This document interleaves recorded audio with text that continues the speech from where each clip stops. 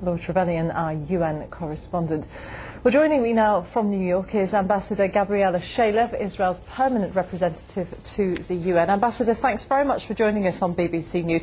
Anxiety must be growing amongst the Israeli government that time is running out to achieve these objectives that you talk about, because so many diplomats are now involved and they're determined to bring about a ceasefire.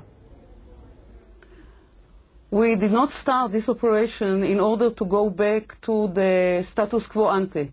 We want a comprehensive package, and we want the international community to understand that Israel really wants peace, but we cannot tolerate the situation where 1 million of people are sitting in shelters, suffering rockets, mortars and bombs. Today, there were 30 rockets on Israel, which means that the Hamas still did not get the message that we cannot tolerate this kind of situation. What the international community seems to understand is that the civilian death toll is rising by the day. 26 children, we hear, have been killed since Israel mounted this ground invasion. This isn't targeting Hamas, this isn't targeting fighters, it's targeting civilians. We are targeting only Hamas, but you know, this is war. The only party that is targeting civilians are the Hamas. The Hamas is targeting on purpose civilians, and this is what they have been doing for the last 8 years. And there came a point of time that we could not take it anymore. We are really doing our utmost not to make the people of Gaza suffer anymore.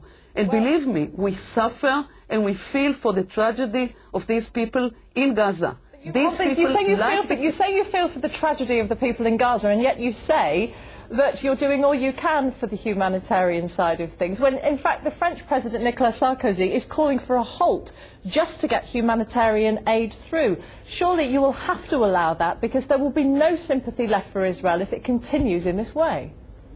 We allow it. Today there were more than 100 trucks coming in. Ambulances are coming in. The passages, some of them are open, and we really take care as much as we can at this situation, also of the humanitarian situation. But we must protect our citizens, and there's no other way but to make the Hamas understand that they are to suffer for the situation that they put the people in the southern part of Israel and in Gaza in. The problem is, though, you see, it's very difficult for anyone to trust what Israel is saying about the humanitarian aid you claim to be providing, because there's no independent verification to be had. International reporters are barred from going into the Gaza Strip.